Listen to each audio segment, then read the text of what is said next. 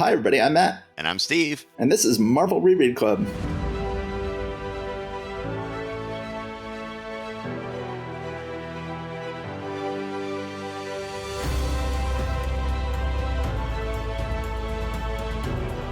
All right. So, Matt, why don't you tell us a little bit about what you've been up to? How about your trip to New York?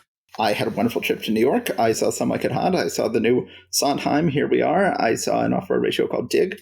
I had a lovely trip. I hung out with my friend Jeff. We watched a lot of old TV. We watched the movie 10, which we've been meaning to see for many years. And is What, the Bo Derek movie? The Bo Derek movie. Okay. We used to play Silver Screen Trivial Pursuit, and Silver Screen Trivial Pursuit loved the movie 10. By the way, the movie 10, totally misnamed. The only time that the number 10 is brought up in the movie is he's telling his psychiatrist he's infatuated with this woman, and the woman says, well, how attractive is she on a scale of 1 to 10? And Dudley Moore says 11. And that's the only time the word 10 is mentioned in the movie. The name of the movie should be 11. Why is the movie called 10? I don't know. Okay, cool. And I didn't realize there was a Some Like It Hot musical on Broadway right now. There is. It's fun. Really interesting. They decided, all right, Daphne is trans, and that's an interesting take on it. But of course, it means you can't end with nobody's perfect. It was an interesting take. It's well done, and it's very funny. It's co-written by Amber Ruffin, who is one of the kids' favorite writers on Late Night with Seth Meyers. Cool. Meanwhile, also speaking of theater, my daughter's play that she had a relatively major role in was this past weekend. She did very well. She felt like one of the most natural people on stage. Yeah, and she was playing a lesbian lawyer, and she had to make a cocktail on stage. Coming up with how she was going to do that was a whole big process. For us, basically, she was just told, make a cocktail. So she had to come up with something that both her and her scene partner would actually enjoy drinking. So we made up iced tea, put it in an old whiskey bottle, and she then made some simple syrup to go with it, and a whole bunch of stuff. So she ended up making basically honey lemon iced tea, but made it look like a cocktail.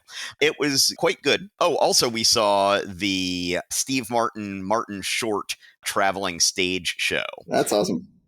Yeah, no, it was really, really good. And Mom was up here for both of those, and that was a nice visit. Yeah, we usually don't have this much banter at the beginning of a second part of a month. In this case, we are actually recording this on 2 separate days. But in the meantime, we need to get into talking about some comics. Okay, let's do Fantastic Four number 46, Those Who Would Destroy Us, introducing the mystery of the Seeker. So Black Bolt is featured very prominently on the cover, along with the heads of the FF and all the Inhumans, but the person they actually name check on the cover is not featured on the cover, and that is the Seeker, who will be a new character. So we launch into the issue. Black Bolt is in the middle of beating the crap out of the Fantastic Four. Joe Sinnott is absolutely killing it on page 2, where Black Bolt is fighting the Thing. The way that Sinnott spots the blacks on the Thing, it's just fantastic. The sense of three-dimensionality, the sense of solidity. We finally get to see Triton a little bit. We still don't get to see his face, but we get to see him without his cloak on, as we realize that he is a fishman, and he suddenly, like all fishmen do, has to run and be in the sea. Fantastic Four go back to fighting various Inhumans. We see Karnak try to use his karate chop on Sue's force shield. Meanwhile, we see someone named the Seeker. So the Seeker is a guy with a big, tall red hat and sunglasses on. He shows up with his goons in Fantastic Four headquarters, finds the Dragon Man there. It is still odd that Dragon Man is part of this storyline. We have so much going on with the Fantastic Four and the Inhumans. I mean, just look at that cover with all those characters on it. Dragon Man is not one of them. He is an extraneous element of this storyline, but that's fine. The Seeker is an Inhuman, is searching for Inhumans. There aren't that many Inhumans, but he sees Dragon Man and goes like, that might be an Inhuman, I don't know. They go ahead and grab Dragon Man, abduct him. Meanwhile, Black Bolt and the Thing have been fighting for a long time. Thing's about to collapse, but it turns out Black Bolt is also about to collapse. They have worn each other out. On page 10, the last panel, Black Bolt totally looks like he was drawn by Steve Rude. Oh, yeah, you're right. I can see that. And, I mean, Karnak, too, for that matter. Yes. We talked before about how Kirby Reinman looked a lot like Steve Rude, but so does Kirby Sinnott to a certain extent. We then get a great panel. Lockjaw picks up a girder in his mouth and whaps Thing with it. That's what you want a badass giant sci-fi dog to do. That's the sort of ass-kicking you want. Finally, the Inhumans decide to just get out of there. They have Lockjaw teleport them away. The Fantastic Four go home and find a big hole in their wall where the Seeker has kidnapped Dragon Man, they are able to follow the Seeker's heat particle trail. The Seeker has also grabbed Triton from the sea. FF show up to fight him, and he quickly tells them the entire history of the Inhumans. We now know about how they've been living secretly, genetically advanced beyond humans, developed all these secret powers. They decided to live apart in a great refuge. We don't know where that is yet. But then, of course, Dragon Man escapes. Everything goes crazy. Triton is drowning in the oxygen on the floor. Dragon Man is going crazy. Does the Seeker get away, or the Fantastic Four and the Seeker are all together to face Dragon Man here? We're too late. Dragon Man has broken loose, says the Seeker. And then right behind him, the Fantastic Four are reiterating that. They seem to all be in the same place, trying to figure out what to do next. I will say, also on page 2, absolutely gorgeously inked panel, you can see what shadows are being cast on Black Bolt's legs and armpits. And whenever Johnny is on panel, Johnny should be the light source. All shadows should be cast in relation to Johnny. Like, there should be no shadows in Black Bolt's armpits because there's a big light flame shining under his armpits. I don't know. Johnny's red hot. He's not white hot. That doesn't bother me so much, but I see what you're saying. I mean, it bothers me much more about how much he would heat up a room that he was in. Wow, this is getting really, really hot in here.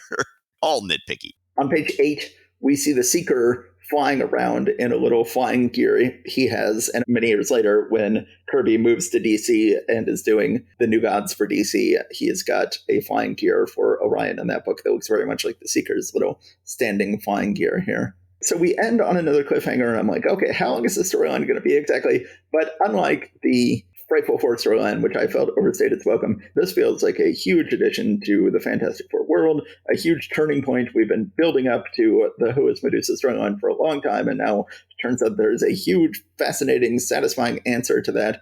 Dragon Man being here does justify, having more going on. This is a fantastic issue. A little shocking that it's still a cliffhanger, but it earns it. Yeah, and this is going to butt right up against the arrival of the Silver Surfer, too. So this really is everything functioning at full power, basically.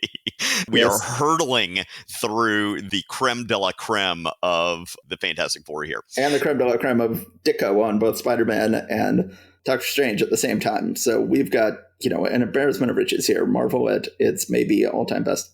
I think that in the previous episode, I noted that the female heroes seem to be getting more and more capable, and yet clearly are not getting any more respect.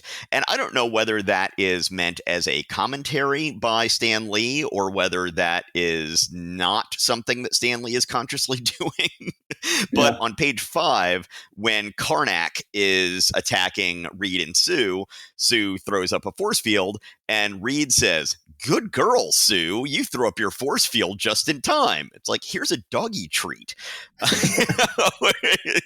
That's how it feels to me. Come on, dude. Have a little more respect. And yeah, the big picture of Dragon Man asleep there is just absolutely fantastic. On page 7, the Seeker has something that he refers to as a universal control rod, which I was like, wait, isn't that what Annihilus has, who's a villain we have not met yet? And I'm like, no, that's the cosmic control rod. This is the universal control rod. They are different. We should not get them confused with each other. Page 8, panel 4. I just find it really odd that Kirby put that piece of crumbling wall right in front of Thing and Black Bolt pounding on each other. That just does not seem like something that Jack Kirby would usually do. It seems like, you want to show the power of this confrontation. If this were inked by Coletta, I would almost think that Coletta had just drawn that thing there just to cover up stuff he didn't want to ink, but that's not what's going on. I don't know. It just really jumped out at me as out of character for him. I don't have any problem with that. I think it's less than he's trying to convey the fight and more he's trying to convey they are in a crumbling building. And I think that is the information he chose to feature in that panel. And I think it works well. Okay. On page 10, first panel, Karnak is saying to Black Bolt, "He's too strong for you, Black Bolt. There's only one thing for you to do. You must use your master blow." So 2 things about that. 1, he just comes across like the Toad to Magneto, Yeah. which does not become him in many ways. And the other thing about that is he refers to his master blow. And of course, I'm thinking that's his voice, right? That's going to be his master blow. But then Black Bolt just basically gives him a judo chop. And Karnak is like, it's not possible. No living being could remain standing after Black Bolt's master blow. And I'm like, oh, that's what he was talking about? Yeah. But I guess we don't yet know about his actual superpower, do we? I think they mentioned why he can't speak. I don't remember. Did they last issue? Yeah, I don't know. When the Inhumans are fleeing, we hear that Black Bolt has this so-called electron power. I think that Reed had speculated in the previous issue that that little tuning fork on his head was absorbing stuff from the environment, but we basically get the name of that. Last thing I want to say is when the Seeker finally introduces himself by name, I just could not help but think of the song by The Who called The Seeker. You know, they call me the Seeker. I've been searching low and high. I won't get to find the Inhumans till the day I die. Yeah? Sure. I'll allow it. Sure, why not? Yeah, but this is a fantastic issue, as you said. It's just jam-packed with the Inhumans and the Seeker and Dragon Man and all this crazy stuff. And it's tons of fun. Yeah. And really, the star of the issue, as always, is Sinnot just turning everything absolutely gorgeous. You know, Sinnot is the king of scales. That's why Dragon Man is here. Sinnot just absolutely loves scales. And so he's got Triton and Dragon Man in this. Sinnot is in scale heaven. Yeah, well, he does it very well. Who knows if he actually loves it or if he's like, oh, God, I got to do my fantastic job of scales again. Which, as an erstwhile anchor, I can feel that way sometimes about things where it's like, yeah, this is one of my strong suits, but dude, am I sick of doing it right now? So let's go ahead and move on to Strange Tales. The cover says, this is the big one. Hang on to your hat. It's the end of Hydra. And we see the small band of S.H.I.E.L.D. inside a circle of Hydra goons who we will see on the inside are actually on skateboards, which is kind of silly, but we will get to that in a moment. Nick Fury really does look like his World War II self. I'm sorry, Skateboard Unit B? Yes, that's the one. This issue is senses-shattering story by Stan Lee, power-packed presentation by Jack Kirby, drama-drenched drawing by Don Hack, dreamy design delineation by Joe Sinnott, boo-boo bulging balloons by Sam Rosen. Oh no, we have Hack. Is he here to ruin this book? No, not at all. Have we seen Sinnott inking Hack yet? I don't believe so. Yeah, I think this is the first we've seen it. Wood was good on Hook. Romita was better on Heck. Sinnott is best on Heck. This looks like a Kirby Sinnott book. Any insertion of Don Heck is incidental. It is a gorgeous book. We just did Fantastic Four, and this looks like more of the same. It's lovely. Yes, I agree. When last we left off, Nick Fury was working with the female agent of Hydra, who is actually the daughter of, and I think I was calling Supreme Hydra. Is it Imperial Hydra? I think it's Imperial Hydra. They are fighting their way out of the base when the S.H.I.E.L.D. agents, led by Gabe and Dum Dum, come in and join them to help them along. One thing that I found odd and unfortunate is on page 3, Gabe is laying down covering fire, and then some unnamed agent of S.H.I.E.L.D. says, "Keep firing, boy. That's the way." And, you know, that's an unfortunate turn of phrase when you're talking to a black man. And I have had to let friends from the North know, and they had no idea that you do not call a black man boy. You know, and even, you know, because oftentimes it's like, you know, oh, yeah, that's my boy that you'll say about, you know, your friend who just did something. And it's like, yeah, but you don't say that there. There's just too much of a history with that word. And they're clearly showing Gabe as a capable leader who everybody has respect for. So I presume Lee had absolutely no idea that that is not a phrase that you use. I'm not sure he had no idea, but sure, let's get. I mean, you know, I certainly think he didn't mean any ill intent, but it's something he should have been aware of and avoided. But yeah, I think he, as a writer, has a lot of respect for Gabe Jones.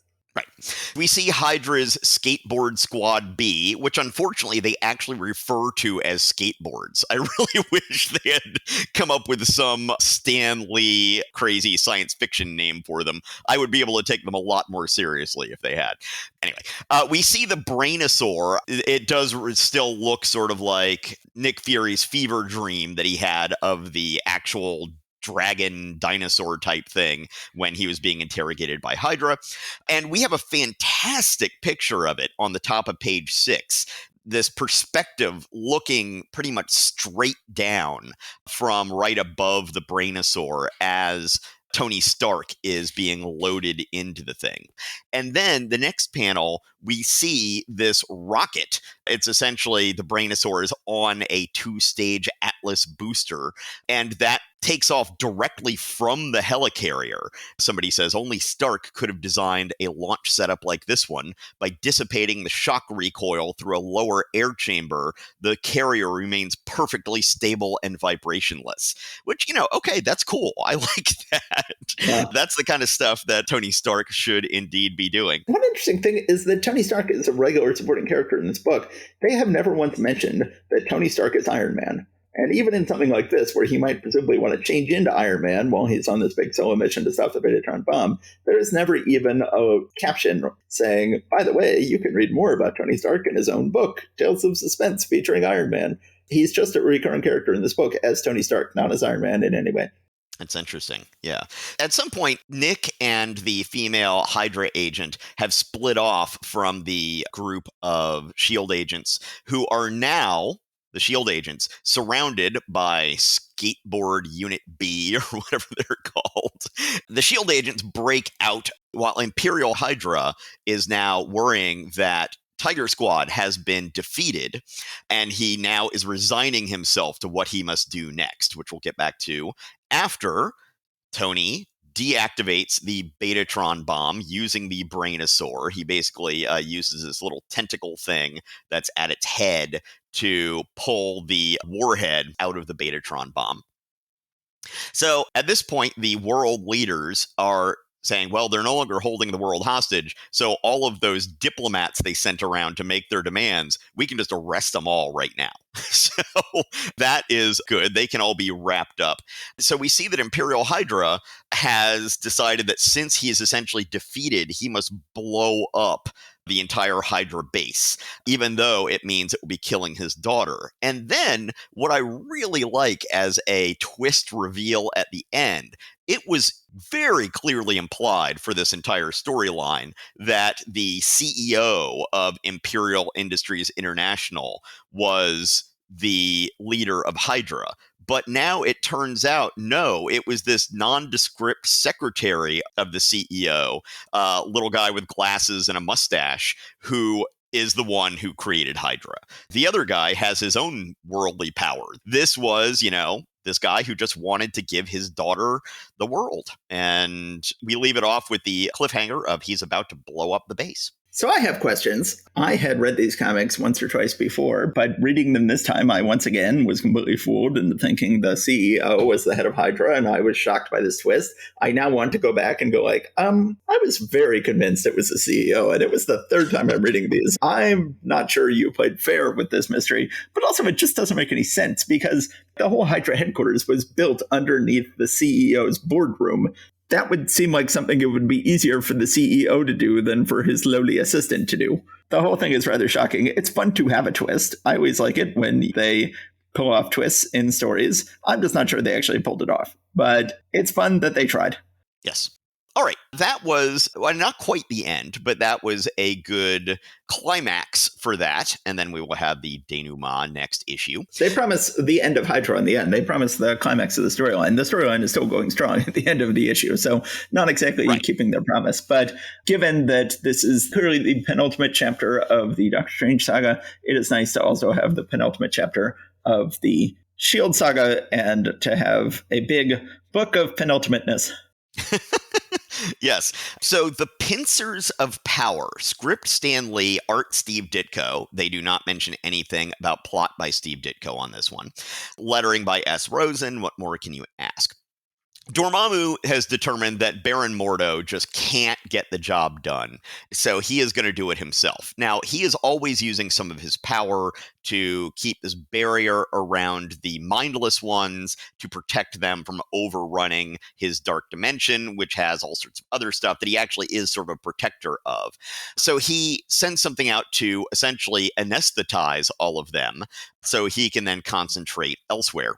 He then pulls together a council of these evil despots of various dimensions to come in and witness his defeat of Doctor Strange. The panel on page 3, where all of the rulers of neighboring dimensions show up through their dimensional portals, is just amazing. Ditko loves drawing interdimensional portals, and there are these sort of curvy, wispy things that they're all emerging from, and I love it. And I love then the gathered group of petty other dimensional tyrants on the bottom of page 3. Including the one that looks like he's about 4 feet tall. Yeah. Is an interesting thing. He has brought them all here to witness this, and he challenges Doctor Strange to a battle wherein they're not allowed to use any actual spells.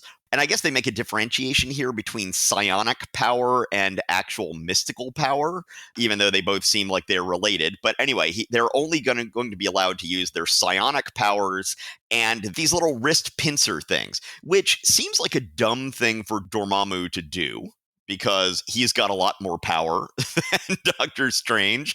So why would he limit himself like this?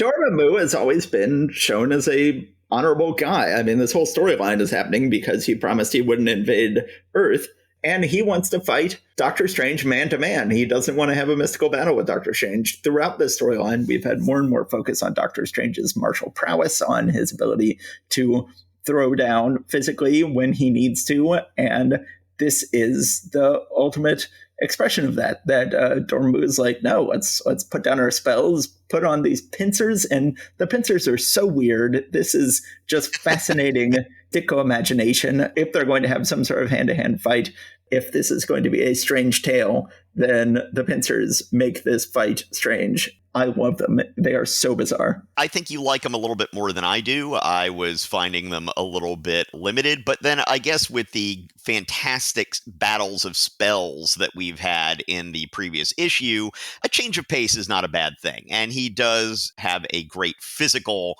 battle between the two of them that lasts on and on for many pages with many reversals. And at the very end, Mordo, who's seeing this fight, decides to come in and rescue Dormammu, who is looking like he's on the verge of defeat, and he shoots a mystical bolt at Doctor Strange's back, which is disrupted to some degree by the Ancient One, who is still quite weak. But it looks like Doctor Strange is, if not dead, at least very much defeated. We also see Clea still having to look through the little TV viewer thing there about what's going on, and she's trying to warn him when this happens, but he can't hear her.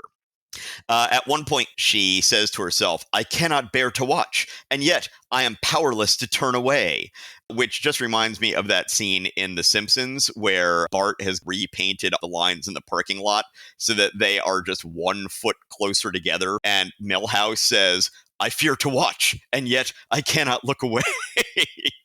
Which, no, just me? I guess so. Then on page 9, Doctor Strange says to Dormammu, "We humans, whom you mock and scorn, have a science called judo." He does a judo throw. The last panel we have has no real text on it other than the caption about the next issue. And it's just Dormammu standing over Doctor Strange's prone body with mystic smoke coming up off of his body. It really is an interesting choice to have there be no script, no bravado, just this does not look good. And next issue, the final defeat. I wish Clea had more to do in this issue and in the storyline. She did have a big role to play in the storyline before when she released the Mindless Ones to save Doctor Strange once. But since then, she's just been literally sealed up in a bubble. I wish she could escape that bubble. I wish that Doctor Strange had heard her here when she called out to try to save him. Other than that, This is a great issue. I had pretty much the same thought about Clea. If she's not going to be able to warn him here, what is the point of bringing her into the story at all? Yeah, I'd say that in the fight, it is a little bit of a shame that they are fighting just strictly in a void, because Ditko always does a great job of having people interact with the props and the stuff in the room. Yep. And indeed, it's a little unbelievable when Dormammu has both of Strange's hands twisted behind his back, and then Strange is able to kick off and knock him over, and it's like, what is he kicking off of? They're in a shapeless void. It's a little bit of a shame, but it's fine. It's the nature of the Dark Dimension. What you're saying there might very well have something to do with my feeling of I felt this a little bit underwhelming, this fight, and that might very well be it, that we didn't get all the crazy mystical dimensional stuff in the background and things for them to physically interact with. But that being said, it was a good fight scene and a good setup for a final conclusion. Yep, this is an absolutely gorgeous issue, presumably plotted by Ditko, beautifully plotted. I love the fact that this feels like a major wrap up to this epic story. I love how they decide to settle it man to man. I love the cliffhanger. I'm very excited for the next issue. Yeah. I'm excited for the next issue, but I'm also thinking, but that's going to be the pinnacle, and then we're going to have Ditko kind of petering out for his last few months at Marvel. So I'm a little dreading that. All right, why don't you go ahead and take Tales of Suspense here? All right, Tales of Suspense featuring Iron Man and Captain America, My Life for Years. And right away on the cover, we have a big shock. Don Heck is gone. We failed to note last issue that Don Heck, after a long run on Iron Man as the co-creator of the character and longtime illustrator of the character for many years, is now gone. We should have noted that was his last issue last month. And this time we have Adam Austin, who is actually Gene Colan. And we have a very Colan-esque cover here of Iron Man fighting the Black Knight, and I'm loving it. I think this is an excellent cover, and felt like Heck got worse and worse in his years on the book. This is a promising new beginning with this cover. What do you think of this cover? I think it's quite good. Actually, one of the things I was really impressed by is the indication of the woods in the background around the castle, just the texture that whoever the inker is used on that area down there. That's actually what really got my attention. And, about Heck leaving this book, yes, this is an improvement over what Heck has been doing of late. As I said, I had been a defender of Heck for many, many, many, many months there. You will not be seeing really any more of that from me at this point. And I think that one of the contributing factors to that fact is that he's not going to be doing Iron Man and is instead going to mainly be doing Avengers. And he was just much more suited to this character than he is to a team book. Yeah, this is an improvement. I think that it is much to the detriment of what we're going to be seeing Heck doing. So then we start the issue, My Life for Years, The Invincible Iron Man. So the credits are crazy. Yes. This sort of set some kind of record. All of these bullpen buddies had a hand in this one. Stan Lee, Roy Thomas, his first Marvel superhero credit, Adam Austin, who is actually Gene Colan, Gary Michaels, his first Marvel superhero credit, Saul Brodsky, who is their production designer. I guess he is considered to be the secret inker of Fantastic Four #1, but he has not gotten a lot of credit on the page. Flo Steinberg, who also works in the offices and rarely gets credit on the page, and merry old Marie Severin, who is an incoming great Marvel artist who is getting her first credit on the page. She is the sister of John Severin, who has been inking and finished penciling Nick Fury recently. So first of all, I should say this issue sounds awful. It sounds like we have way too many people involved here, and this is going to be a disaster, both in writing and art. It's not. This is a perfectly fine issue. All of these artists somehow come together just fine. You wouldn't think that Gene Colan and Marie Severin would necessarily fit together. Presumably, Marie Severin is doing most of the inking here. I disagree. I can very much see those two working together. When I see that combination, I'm like, oh, okay, yeah, I think this will be good. Yeah, and indeed it is. So we have never seen Gene Colan inked by a decent inker at Marvel before. We have only seen Gene Colan, a.k.a. Adam Austin, inked by Vince Galletta, and it has been absolutely atrocious. But here we have him first showing up to pencil Iron Man. I don't think Gene Colan is an ideal fit for Iron Man. Gene Colan is an ideal fit for Submariner because Submariner lives in fluid and Gene Colan is very fluid. He also pencils very fluid on Iron Man. Iron Man is not very fluid. Iron Man is solid. He is made of metal. Gene Colan sort of starts this era here of Iron Man just being a naked man without a penis covered red and yellow. Yes. The whole idea that there might be something solid metal about the suit is gone, but that's fine. That's a standard thing with Iron Man through the years. You can't complain about people drawing him like a naked man. That is how he is often drawn. And they go back and forth about what sort of armor he actually has on and how form-fitting it is. One further note about the credits. You mentioned Gary Michaels. That's actually Jack Abel. Oh, okay.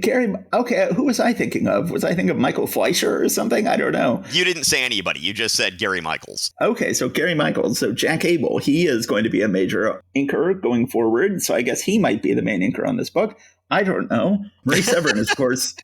Who knows who did what on this book? All I know is it looks just fine. So let's go and jump into the art. We start off on page 1.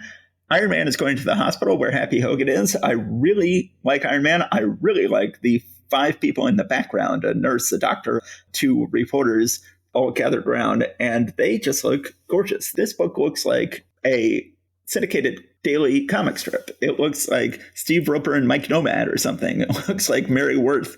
I like it a lot. It is such a relief to see Gene Colan inked with a brush instead of Coletta's scratchy pen, and this is the way it was meant to be. Iron Man shows up at Happy Hogan's hospital room, finds out he's been kidnapped. There are hoof marks on the windowsill. It's like, well, clearly it was Black Knight and his flying horse. And it's so clear that it was Black Knight's flying horse, he figures out it's a trap. And he goes to one of Marvel Comics, never has any shortage of castles on the outskirts of New York. And indeed, here is a seemingly abandoned castle on the outskirts of New York. And of course, he does think to himself, says, I seem to remember reading somewhere that an English baron had this castle transplanted from Britain, stone by stone. So this is not the castle that Prince de Feria had transported from Italy, stone by stone. This is one that was brought in from England. Well, maybe he's just misremembering. Maybe he's just getting it confused. He forgot that it was Italy. Exactly. He then finds Black Knight. Black Knight is using all sorts of fancy gadgets on him he's never used before. We then get to the one really dumb thing about this issue, which is that the Black Knight has defeated Iron Man, has knocked him flat, and says, now it is time to destroy him. Now, Black Knight has a laser lance. You would think he could just cut through Iron Man's armor and slice his head off. But instead, he decides to fly out on his flying horse and dump him from a high height. Well, of course, Iron Man's wearing armor. That probably wouldn't hurt him. And as it turns out, he's dumping him over water. And Iron Man wakes up, fights him, but then Iron Man gets knocked loose and falls, hits the water, and he's fine. like this is the worst death trap ever. Of course, we have a little drama with Senator Byrd and Pepper, but then Iron Man finds that the Black Knight has got away. He goes back. He calls the police to come get Happy Hogan.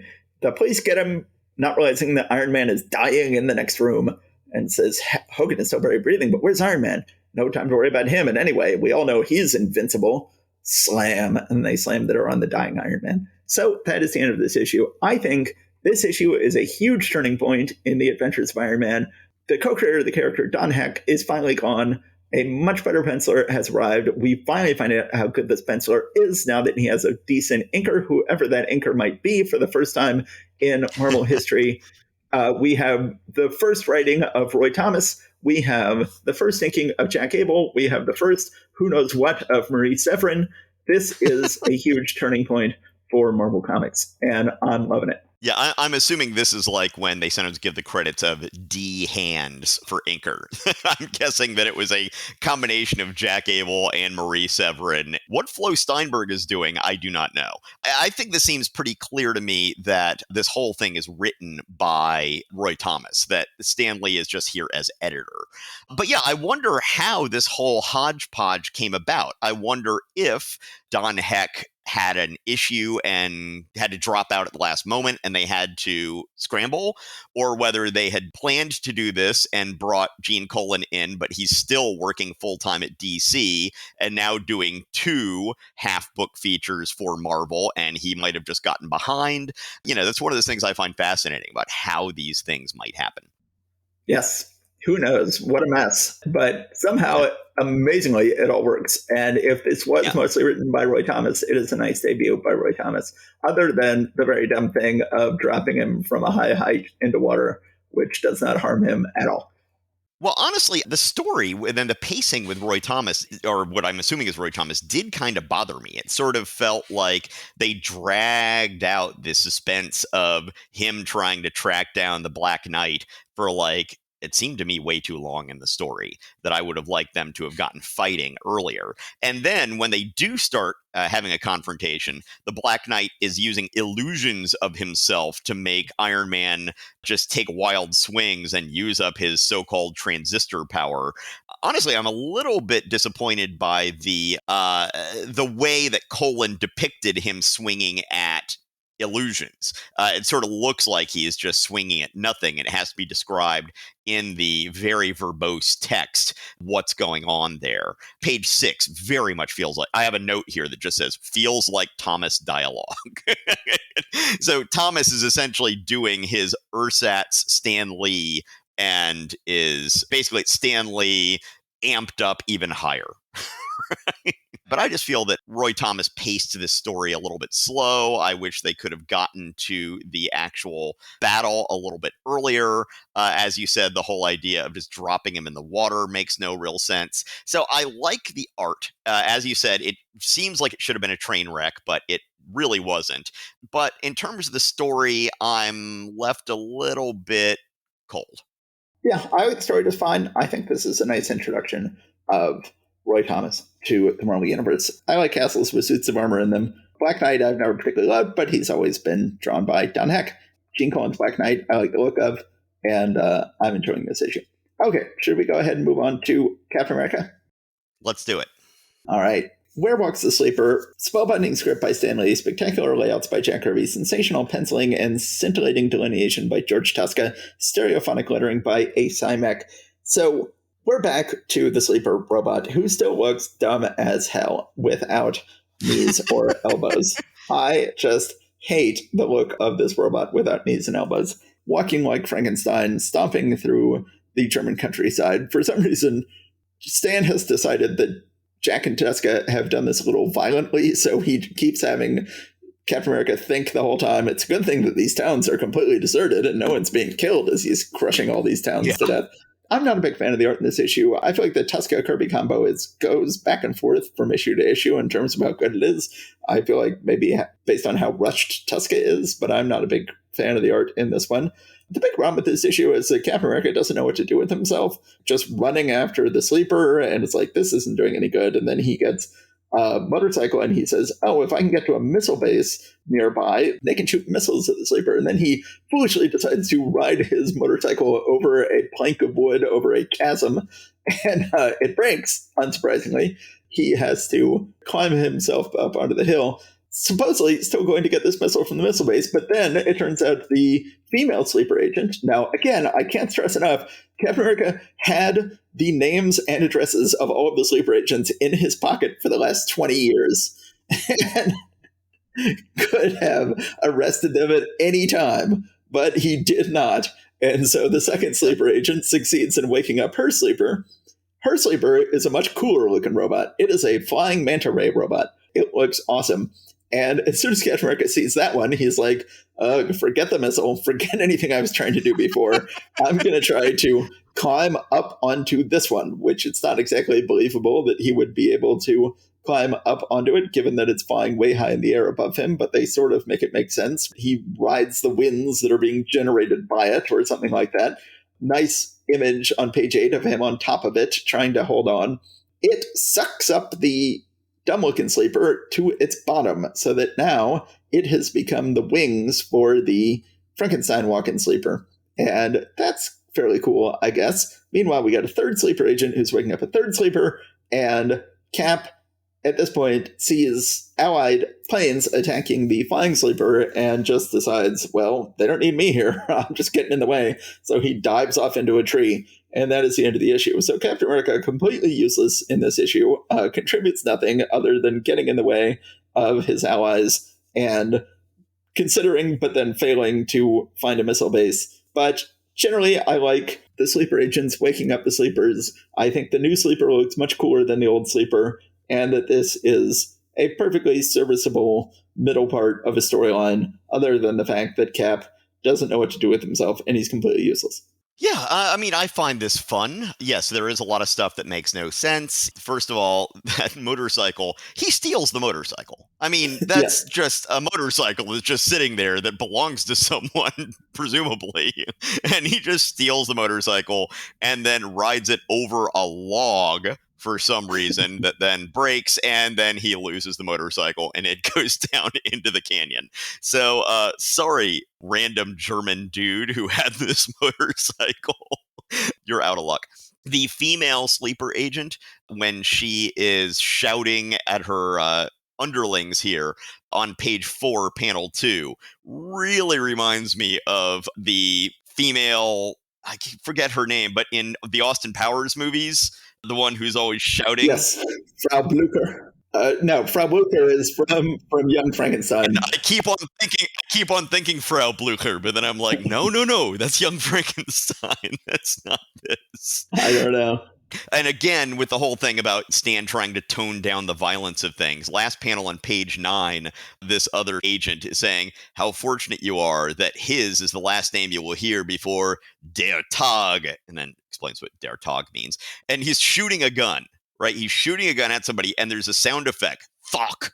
But then he says, when this gas wears off, you will awaken. All of the world shall be under the heel of the Third Reich once again. It's like, dude, that's a gun. That is not gas. And then the last thing I'll point out is that in the letters page, we have, I believe, not our first letter from Don McGregor. Yes, Don McGregor is back in the letters pages. He is one of their most regular writers. Yes, it is good to see him back. Yeah, I say in my notes, Captain America sees the second sleeper flying overhead, forgets all about the missile he was trying to acquire to destroy the first sleeper, and I say, wouldn't that be a doubly good idea right now? Yes. Getting the missile.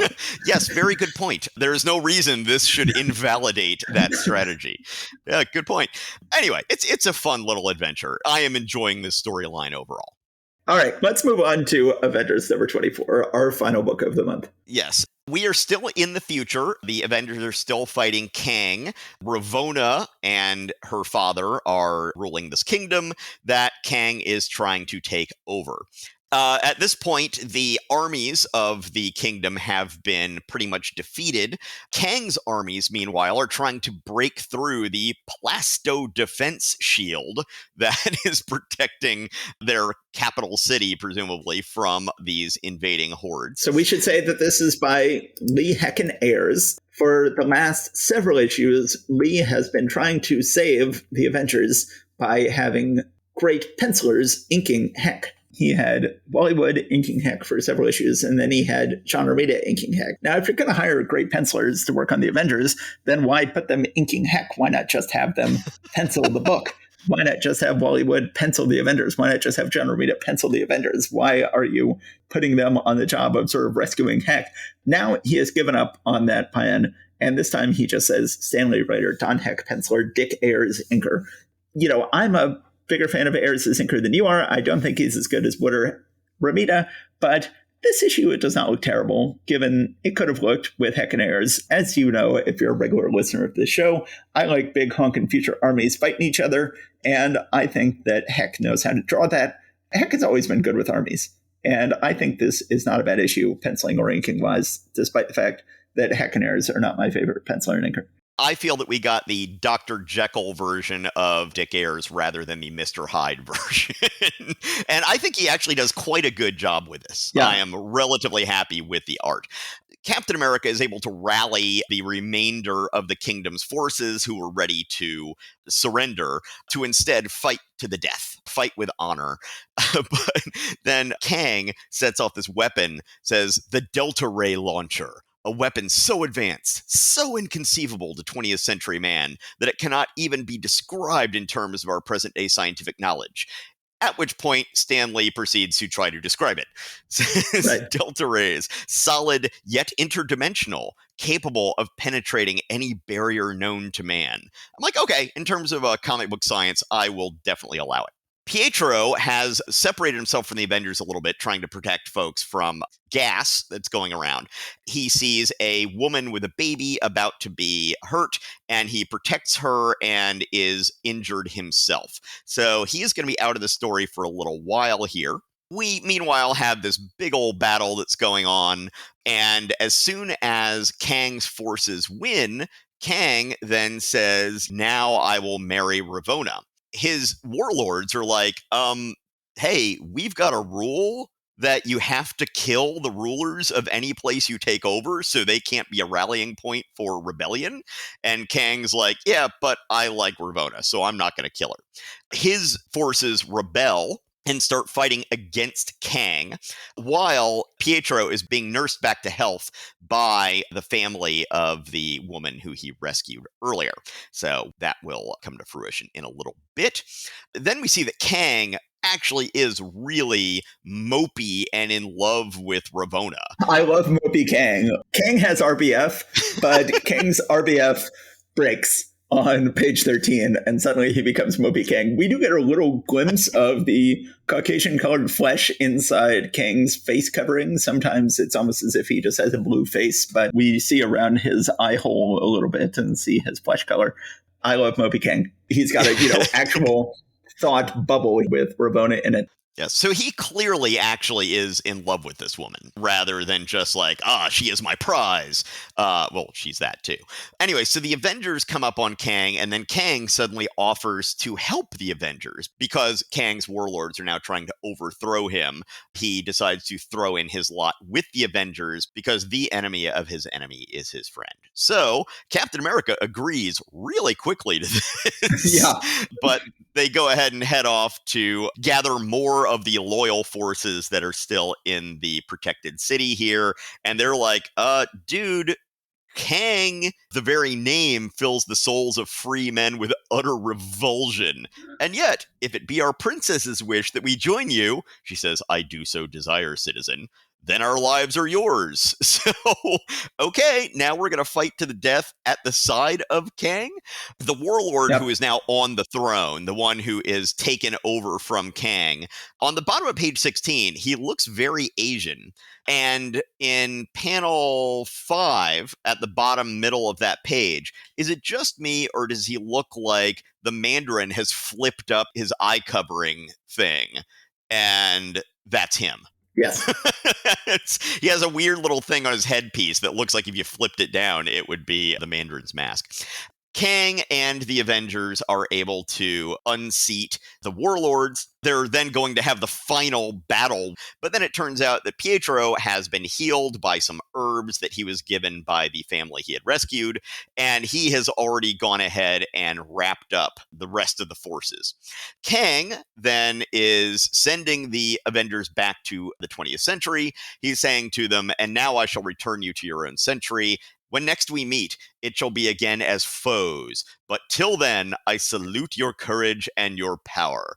So he's starting to time travel them back, and then right as they're fading out of existence, Cap tries to warn him that the warlord is having one last try to kill Kang, and he's shooting Kang, but Ravonna, who finally is convinced that Kang is actually in love with her and is impressed by the fact that he was willing to possibly give up his conquest just to rescue her from death, throws herself in front of the blast and is dying in Kang's arms at the end. Yeah, an interesting twist. And they tell us that they're going to leave it up in the air whether or not she dies. Captain America asks, I wonder, will we ever know about Kang and Ravonna? So yes, interesting twist. So I really like Ravonna. I think she adds a lot to the Kang storyline. I like her look. I like what Heck does with her. I like their sort of soap opera drama. I think this is a strong ending to the issue.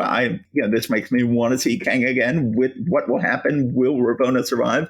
It turns out that she will, but she'll frequently have health issues in the future. Whether or not Ravonna lives or dies will be a ongoing concern. This is, I thought, next on issue. Yeah, this is a great wrap up to this multi-issue Kang story. It's interesting to have the reversals with Kang's loyalties and the alliance of convenience that the Avengers take with him. And I feel that we have made him a somewhat more interesting character at this point, because I've never really been that impressed with Kang as a villain. But, I'm enjoying him here. Yeah, and it's always interesting to see when the good guys have to team up with one of the bad guys against somebody else. And they can do it with anybody. I mean, Kang is a really evil character, and yet they're doing this here. But then in the future, in the 70s, at one point, Warlock teams up with Thanos, of all people, right? Yes. So this is something that will happen in Marvel. Once again, the moral ambiguity isn't really quite the right word, but the moral complexity that they build into these characters is really one of the things that makes this stuff great. Yeah, I always like stories where the hero and the villain have to team up. And of course, it only works if you have the line. And I think this is the first time, but certainly not the last time in the Marvel Universe, we have some version of when next we meet, it shall be again as foes, which is certainly a line I grew up with quite a lot in the comics I read as a kid. Yes. Let's just point out a couple panels. On page 17, you were talking before about how it was strange to have the Thing fight Black Bolt with a big stone pillar in the center. Talk about occlusions. This is quite a bizarrely occluded panel. We have two huge sci-fi armies going at each other in the background, and we have somebody's legs just completely blocking out everything in the foreground. It's the strangest composition for a panel, but I kind of like it. I think it's fascinating to get the sense that we're peering at this massive army between this guy's legs who is taking up the foreground massively. That's a really good way to hurry up a panel where you have to draw a whole invading army. Yes. But then it also creates the sense of perspective there with something in the extreme foreground with these people in the background. It also seems to make that crowd look larger. Yeah. No, I agree. I like it. It was probably just to make it easier to draw the army, and it creates a definite sense of perspective. Yeah. So I think this is a good issue. I always like future armies. So at this point, we have a future army storyline in both Avengers and Tales of Suspense this month, and I'm loving it. And one last thing for me, page 14, last panel. There is a ton of dialogue on that panel, but it still works. Yes. It's still a fun, dynamic sort of panel. But Captain America is thinking, oh, Kang is too proud to break his word. I'm like, is he? Yeah. And then Hawkeye says, next thing we know, you'll be swearing in Dr. Doom. And Kang thinks to himself, Dr. Doom, little do they dream how closely related I am to the greatest arch-villain of all time. But there is no time for that now. Just bringing back in that idea that there is some relationship between Kang and Dr. Doom, whether one is the ancestor of the other or they actually are the same person and just got too stoned to remember. Anyway, I just wanted to mention that panel. With every issue of the Avengers, I count down how close we are getting to John Buscema taking over the book with, I believe, issue 41, and it always seems perishingly far away. We are about 17 issues away from a great artist taking over the book. Roy Thomas is going to take over the writing in about 10 issues, and John Buscema is going to take over the art in about 17 issues. Then that is going to be the first really great era of Avengers, the Thomas Buscema era. We still have a long way to go. We've got a lot of heck yet to come. The experiment with giving him great inkers is over, but we will make it. We're going to tough it out. Oh, heck. Oh, heck. Yeah, let's go ahead and wrap this up here. One thing you asked me at the end of 1965, what I thought about the fact that we were at the end of 1965 and what I thought of that. And I sort of punted the question to some extent, but I've been thinking about it more since then. And we really have reached the Marvel Universe. When we first started this thing, the whole idea was, let's see how the Marvel Universe unfolds. Let's see how it starts from its weird, halting, stuttering kind of beginnings where they're really just trying a bunch of stuff out and a lot of it doesn't work, up to the storytelling edifice that we all know and love today. In 1965, I think that's when it really took shape. And now at this point, this is definitely the Marvel Universe that we grew up with. So yeah, 1965 was a momentous year for this.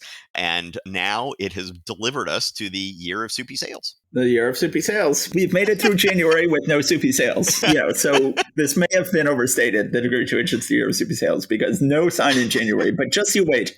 Soupy sales is coming. Indeed. Okay. Well, thanks a lot, everybody. We appreciate it as always. Please rate and review us. That always helps a lot. And I guess that's it for me. So goodbye, everybody. All right. Goodbye, everybody. Thanks for coming out. We will see you soon. Take care and stay safe out there. Bye.